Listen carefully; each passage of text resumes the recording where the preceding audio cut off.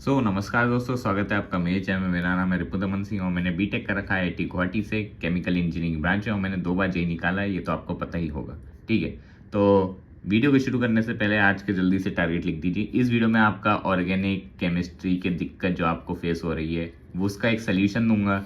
इसको फॉलो करोगे तो मोस्ट प्रोबेबली आपका ऑर्गेनिक कवर हो जाएगा।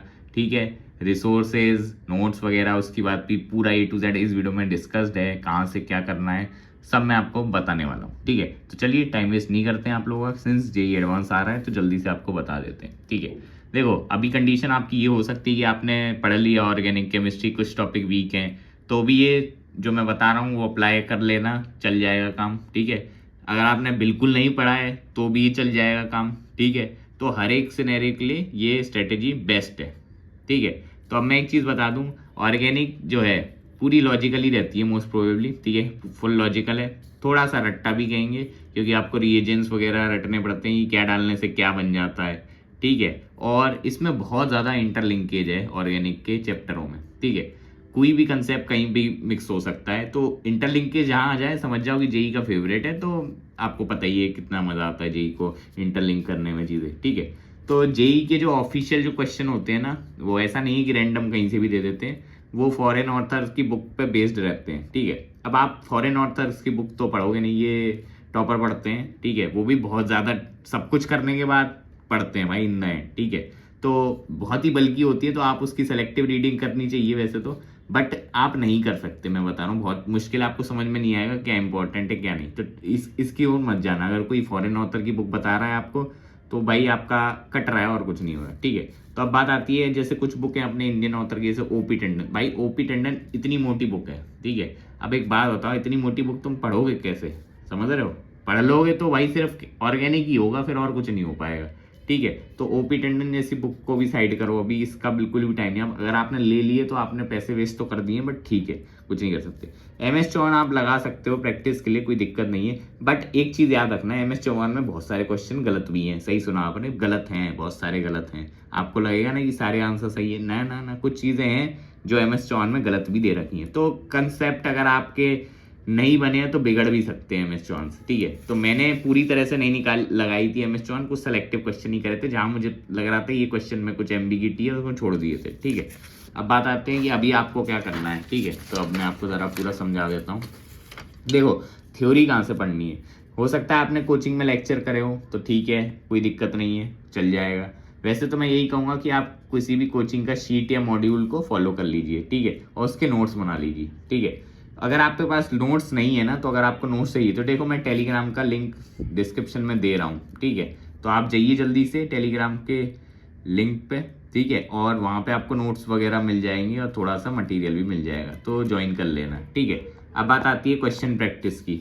तो क्वेश्चन कहाँ से प्रैक्टिस करने, तो सेम प्रोसेस अपन फॉलो कर लेंगे, कोई अलग नहीं। आपको सिर्फ अपने कोचिंग का ही मॉड्यूल फॉलो करना और किसी का नहीं। कोचिंग का मॉड्यूल नहीं है तो मेरे टेलीग्राम पे जाके ले लेना, कोई दिक्कत नहीं है। वैसे तो मैं यही कहूँगा कि आप अपनी कोचिंग को ही स्टिक टू करें और किसी क्वेश्चन नहीं करने। हाँ, अब क्वेश्चन प्रैक्टिस करने से पहले एक बहुत ही इंपॉर्टेंट टास्क मैं आपको बताने वाला हूँ, जो कि है PYQ एनालिसिस से रिलेटेड। ठीक है, आपको ये ज़रूर से देखना है कि क्या थीम्स हैं और किस टाइप के क्वेश्चन पे जेई बहुत ज़्यादा फोकस देता है। क्योंकि देखो इन द एंड ये है कॉम्पिटेटिव एग्जाम। ठीक है, आपको सब कुछ नहीं पढ़ के जाना, आपको PhD नहीं करनी है। ठीक है, आपको एग्जाम निकालना है, एक अच्छी रैंक लानी है जिससे आपको IIT के अंदर एडमिशन मिल जाए।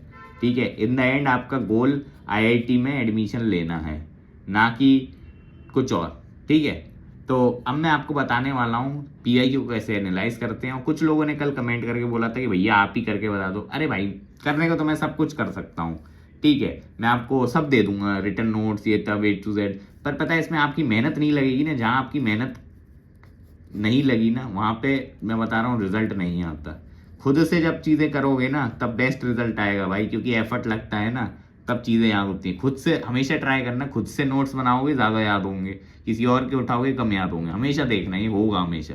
ठीक है, तो ये मत करना कि आप कर दो भाई, खुद से करो ना, कुछ तुम्हें भी तो करना है। ठीक है, सब मैं ही कर दूंगा क्या? अब IIT में फिर तुम ही जाओगे ना, मैं थोड़ी जाऊंगा। ठीक है, अब मैं आपको लाइव एकदम बता देता हूँ कि PYQ एनालिसिस कैसे करना है, तो ज़रा ध्यान से सुनिए। ठीक है, ये इंपॉर्टेंट है। ठीक है, मैंने रेजोनेंस की शीट उठा ली है रैंडमली इसके लिए। ठीक है, अब मैं आपको जो बता रहा हूँ ना वो करेंगे। चलो तो इसके ऊपर मेंस के आपको इग्नोर करने की, मेंस और जेई एडवांस से बिल्कुल अंतर है, ठीक है। तो जैसे जीओसी की शीट है रेजोनेंस की, ठीक है, तो आप कोई भी रैंडम उठा सकते हो, मैंने रेजोनेंस की उठा ली क्योंकि मुझे इसकी मिल गई थी, ठीक है। अब बात आती है तो इसके क्वेश्चन देखने से रुको। देखो पुराने क्वेश्चन किए गए, सबसे पहले अपन नए वाले देखते हैं। जैसे ये वाला क्वेश्चन था, ये मेरे टाइम आया था 2017 में, मुझे याद है। सिंपल पूछा था कि इनमें से कितने एरोमेटिक है, बहुत ही सिंपल क्वेश्चन था, ठीक है। तो इससे अपन को क्या थीम पता चल गई, एरोमेटिसिटी पूछ लेता है, ठीक है, क्या एरोमेटिसिटी पूछ लेता है, ठीक है। तो ये एक तो ये थीम है, आंसर भी दे रखे हैं वैसे तो इसके, ठीक है। हाँ, एरोमेटिसिटी, तो मैंने एरोमेटिसिटी को लिख दिया। अब अगर आप 8वां क्वेश्चन देखोगे ना, which of the following molecules in pure form are unstable at room temperature, 2012 में जेई का क्वेश्चन पूछा गया है। ये किसी को नहीं समझ में आ रहा है तो ये बिल्कुल ही एरोमेटिसिटी से ही रिलेटेड है। एरोमेटिक कंपाउंड स्टेबल होते हैं, अपन को पता है ना, तो बस यही पूछा है। तो अनस्टेबल का पूछा है तो बिल्कुल एंटी एरोमेटिसिटी वगैरह दिखी होगी किसी एक में, वो आपको निकालना है। तो एरोमेटिसिटी मतलब जेई का फेवरेट टॉपिक है, तो एरोमेटिसिटी आपको इस पे फोकस ज्यादा देना है, ठीक है। किस तरह के कंपाउंड पे ज्यादा पूछता है, जैसे ये वाला जो फॉर्मूला लग जाता है इधर, ये तो वैसे फॉर्मूला बेस्ड क्वेश्चन था, बहुत ही इजी था, ठीक है। बट मैं आपको जस्ट इन जनरल बता रहा हूँ, ठीक है। ये मैं कहाँ आ गया, हाँ, ठीक है। अब बात करते हैं ये वाला क्वेश्चन, जैसे 10th नंबर का क्वेश्चन है कि नंबर ऑफ रेजोनेंस स्ट्रक्चर। ये क्वेश्चन इतना इजी नहीं था, ठीक है। ये मतलब टाइम टेकिंग था, 2015 का है, ठीक है। आईआईटी बॉम्बे ने जब वो हैंडल कर रहा था, ठीक है। अब अगर आप देखोगे तो ऊपर जाओगे क्वेश्चन, तो इसके जैसा तो नहीं मिलेगा, लेकिन आप देखोगे कि ये वाला क्वेश्चन है resonating structure of a compound का, ये सब्जेक्टिव में आया हुआ है, ठीक है, 2003 में। तो मतलब ये क्वेश्चन आप एक्सपेक्ट कर सकते हो कि इस तरह, तो आपको इधर फोकस लगाना पड़ेगा। आपको आना चाहिए कि रेजोनेटिंग स्ट्रक्चर कैसे चेंज होता है, कहाँ चार्ज किधर जाएगा, कैसे डबल बॉन्ड कहाँ, ठीक है। तो ये सब आपको आना चाहिए। जैसे देखो लीस्ट स्टेबिलिटी, ठीक है, तो ये कुछ पैटर्न पता चल जाते हैं जब आप इसको देखोगे, क्या बोलते हैं पीवाईक्यू को। ये आपको कुछ नहीं करना है, ठीक है। ये तो मैंने बस एग्जांपल बताया, ये तो सिर्फ जीओसी का बताया, और भी बहुत सारी चीजें हैं इसमें, ठीक है। तो अब आपको कुछ नहीं करना है, सिंपल है। जब भी आप अपना कोई भी चैप्टर शुरू कर रहे हैं जीओसी का, शॉर्ट में पहले पीवाईक्यू को देखो और क्या क्या थीम्स है, जैसे एरोमेटिसिटी है, रेजोनेटिंग स्ट्रक्चर है, ये सब लिख लो, ठीक है। जब वो टॉपिक आए तब उधर आपका अटेंशन 100% हो जाना चाहिए, क्योंकि इधर से क्वेश्चन आता है। उसे एक बार देखो, कुछ सवाल सॉल्व करो, फिर पीवाईक्यू को सॉल्व करो कि हो रहा है कि नहीं हो रहा है, तो इसका मतलब आपको कंसेप्ट लैग कर रहा है, ठीक है।